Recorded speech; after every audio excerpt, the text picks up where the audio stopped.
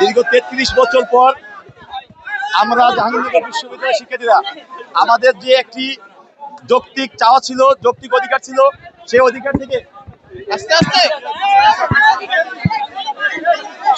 থেকে আমরা বঞ্চিত ছিলাম। তো আমরা 5ই আগস্ট পরবর্তী সময়ে আমাদের সেই অধিকারটি ফিরিয়ে নেওয়ার জন্য আমরা রাজপথে ছিলাম এবং আমি মনে করি আমরা আজকে অফিসিয়ালি জাকসু ফলাফলটি ঘোষণার মাধ্যমে আমরা আমাদের সেই অধিকারটি ফিরে পেয়েছি। জাকসু নেতা হওয়া বা জাকসু হওয়া আমাদের কখনো ইচ্ছা ছিল না।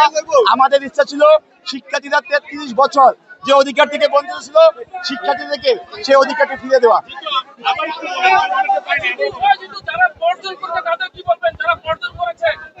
দেখেন, আমরা মূলত ভোটের অধিকার ফিরে পাওয়ার জন্য বা জাকসু বাস্তবায়নের জন্য দীর্ঘদিন আমরা সংগ্রাম করে এসেছিলাম।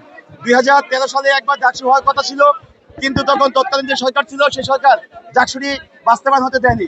2019-এ এসেও কিন্তু আরেকবার যখন ডাকসু হয়, ডাকসু হওয়ার পর আমাদের জাকসু হওয়ার জন্য সমস্ত প্রস্তুতি গ্রহণ করা হয়েছিল। তখন যে তৎকালীন সরকার ছিল তারা কিন্তু সেই জাকসুটি বাস্তবায়ন করে দেয়। তো 2024-এর গণঅভ্যুত্থান পরবর্তী সময় এসে আমরা আমাদের 32 বছরের যেই চাওয়া ছিল, পাওয়া ছিল, সেটাকে আমরা বাস্তবায়নের জন্য 5ই আগস্ট পর থেকে গতদিনের মধ্যে আমাদের সর্বোচ্চ ভাট দেওয়া লাগছে। জাকসুর ফলাফল অফিসিয়ালি ঘোষণার মাধ্যমে আমরা আমাদের সেই 33 বছরের যে চাওয়া ছিল সেই চাওয়াকে পূর্ণ করতে পারছি ইনশাআল্লাহ।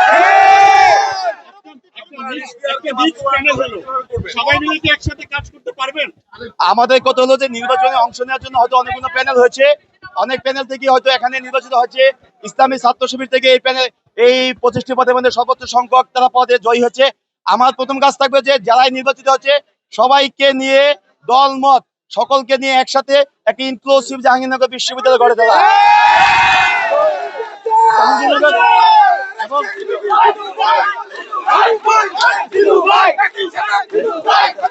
আমাদের ইস্তিহার যেগুলো আমরা দিয়েছি, আমরা হয়তো শিক্ষার্থীদের এমন কোনো অলিক ইস্তিহার দেয়নি যেগুলো আমরা বাস্তবায়ন করতে পারবো না।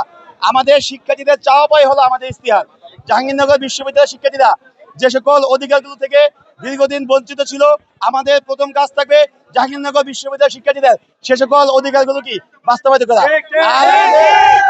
আমাদের একটি প্রথম কাজ থাকবে এই জাহাঙ্গীরনগর বিশ্ববিদ্যালয় থেকে সকল প্রকার দলীয় যে লেজিসলেটিভ রাজনীতির চর্চা সেটি বন্ধ করবে ইনশাআল্লাহ। আমরা দেখেছি চর্চার ফলে ক্যাম্পাস গড়ে তোলা এবং নিরাপদ এবং শিক্ষার্থী বান্ধব ক্যাম্পাস গড়ে তোলার জন্য আমাদের যেভাবে কাজ করা লাগে শিক্ষার্থীদের সাথে নিয়ে আমরা সেভাবে কাজ করে যাবো ইনশাআল্লাহ।